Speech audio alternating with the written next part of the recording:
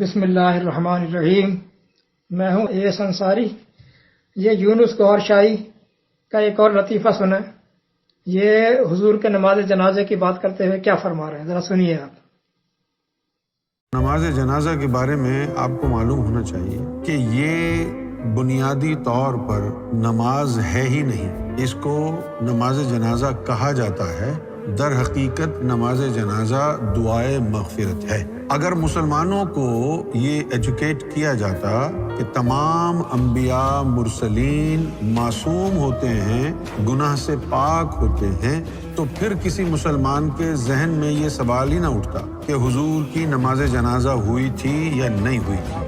یہ مسئلہ مولوی کے پاس لے کے نہ جائیں، کیونکہ ان مولویوں کا کوئی بھروسہ نہیں ہے، کب کس کو ولی بنا دیں، کب کس کو کافر کر دیں۔ آپ اپنے دل سے پوچھو کہ اگر میرا نبی خود گناہ گار ہے معاذ اللہ، تو میرے گناہوں کو کیوں بخشوائے گا؟ تو حضور صلی اللہ علیہ وآلہ وسلم کا جنازہ حرام ہے، توہین رسالت ہے، توہین الہی ہے، کیونکہ محمد صلی اللہ علیہ وآلہ وسلم تو پوری امت کی شفاعت کرا رہے ہیں۔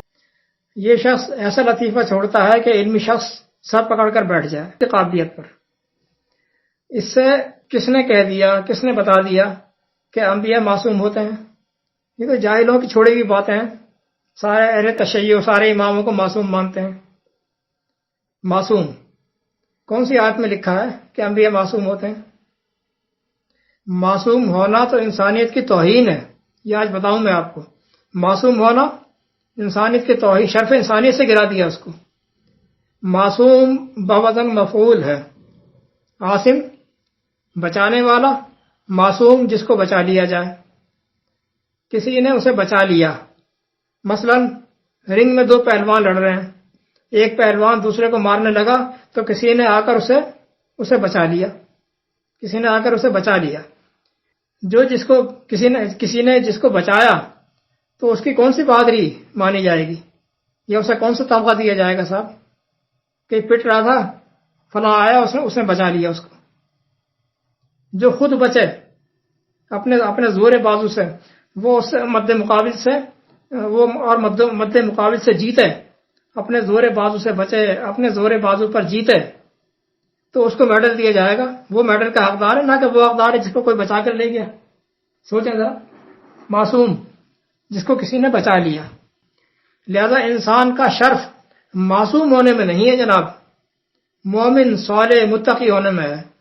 متقی وہ جو خود بچے، اپنے زور بازو سے بچے، اپنے بل پر بچے، متقی۔ اور معصوم وہ جسے کوئی دوسرا آ کر بچا لے۔ آپ سوچیں اس میں کیا شرف ہے اس کا۔ نیز یہ کہ قرآن کی آیت صاف بتا رہی ہے۔ اب دوسری بات پر آتے ہیں، بخشوانے والی بات پر۔ قرآن کی آیت صاف بتا رہی ہے، آیت بھری پڑی ہیں، یا میں نے ایک چھوٹی سی نقل کی ہے بس۔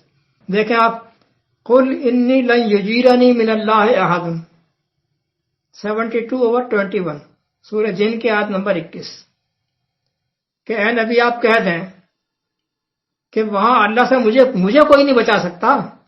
یعنی سپوز اللہ تعالیٰ مجھے پکڑ لے میرے کسی گناہ کی پاداش میں اور مجھے سزا دینا چاہے، تو مجھے کوئی نہیں بچا سکتا اللہ سے۔ سوچیں ذرا کہ مجھے کوئی نہیں بچا سکتا تو میں کس کو بچاؤں گا؟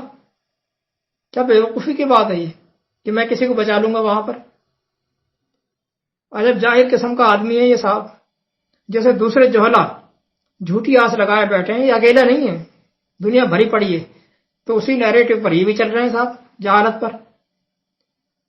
دوسرے جوہلا جھوٹی آس لگائے بیٹھے ہیں ملاٹوں کے بہکانے سے، یہ ان سے بھی بڑھ کر جاہل نکلے۔ انہیں کم از کم حقیقت پتہ تو ہے، یہ تو بالکل ہی جاہل آدمی ہے۔ والسلام۔